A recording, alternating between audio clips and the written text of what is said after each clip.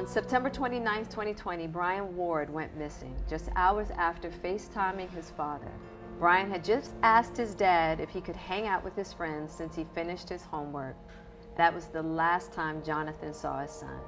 Brian's parents, Jonathan and Lavangela, join us from their home in Washington, D.C. Hi. Thank you so much. Thank you. Thank you. Can you talk to us a little bit about what happened the day your son went missing?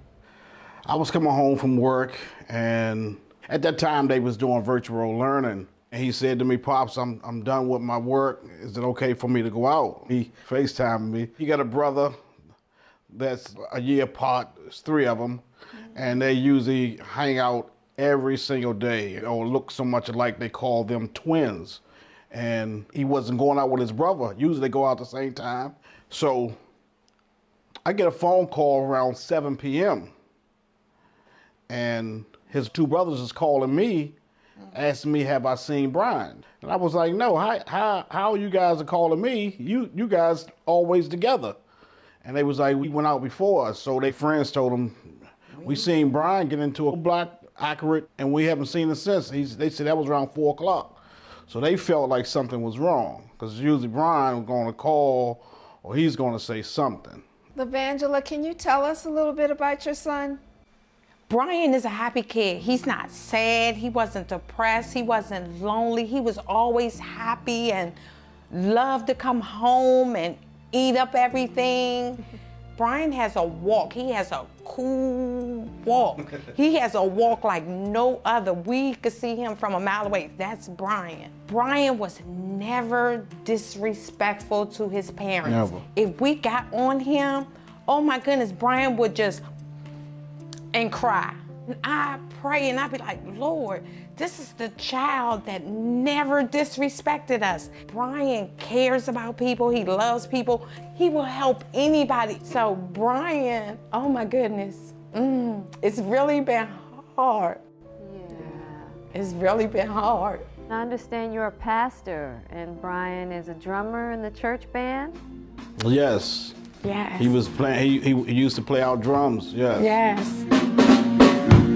It is breaking my heart because I live in this area and I've never heard of this young man. Even with the detective, we like on the 3rd or 4th detective that's dealing with the case, and it's so hard to deal with law enforcement when it come down to missing people, because it's almost like they just push them to the side. I actually had one to tell me that we had to push his case to the side and deal with the things that was going on at the Capitol. And then he was like, well, he's not my only case, no way. But you know, you still have loved ones back home wondering where their loved ones at. And I said, that's hard. So we done the best we could far as trying to put it out in the, in social media and things like that. So when we heard about you guys, I was like, say no more. This is a nice platform to, to get the story out. And we forever gonna be looking for him. Yeah. My son is not dead. My son is alive somewhere. Right. When you said that this is the 3rd detective, my immediate thought was the shuffle of the paperwork and the handing of the baton probably dropping. Yeah. Has anyone given you street camera video or anything that would show the area, the road he was on? Yes, they said that it was a camera at one side of the street, but it didn't reach up to where he was at.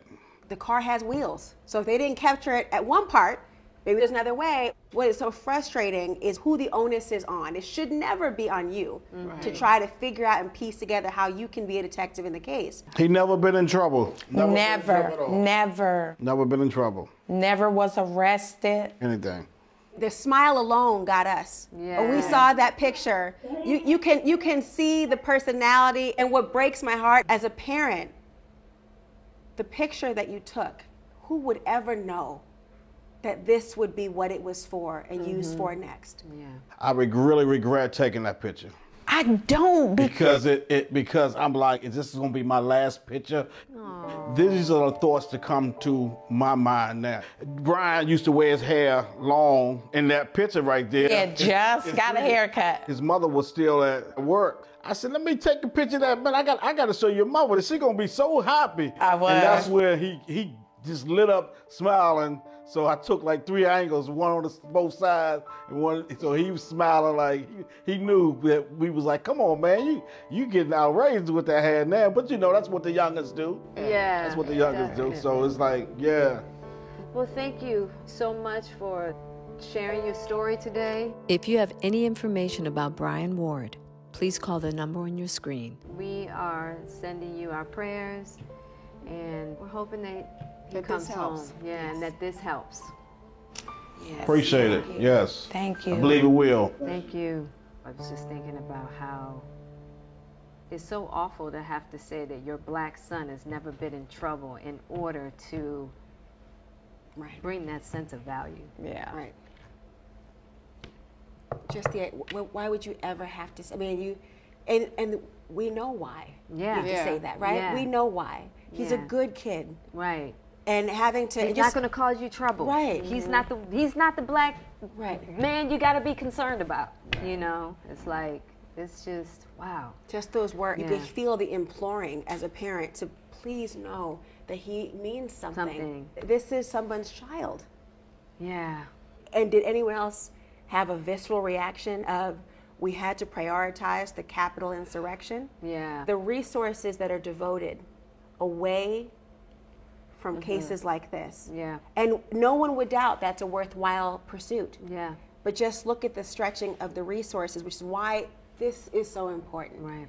To be able to pick up where others put it down. The parents have to be the advocate to Right. like stay on the police force, but then you worry about becoming a nuisance and being annoying, then you and gotta how be a that nuisance. affects law enforcement too, because then they're like, oh, they're calling again. Yep, like that's tell right. them I can't talk or whatever. That's you know, fine, whatever then guess that what? I'll response be is. at the door at your office waiting for you and knocking on your door. Yeah. Closed mouths don't get fed. Yes. You got to keep calling and keep trying and keep going, but you need help. The worst part about it is somebody saw something. That's right. Yeah. I wonder about the people who are so fearful. This was an issue we used to have all the time in law enforcement, which was this no snitch mentality. Yeah. I can't tell you how angry and disgusted I am with the no snitch mentality.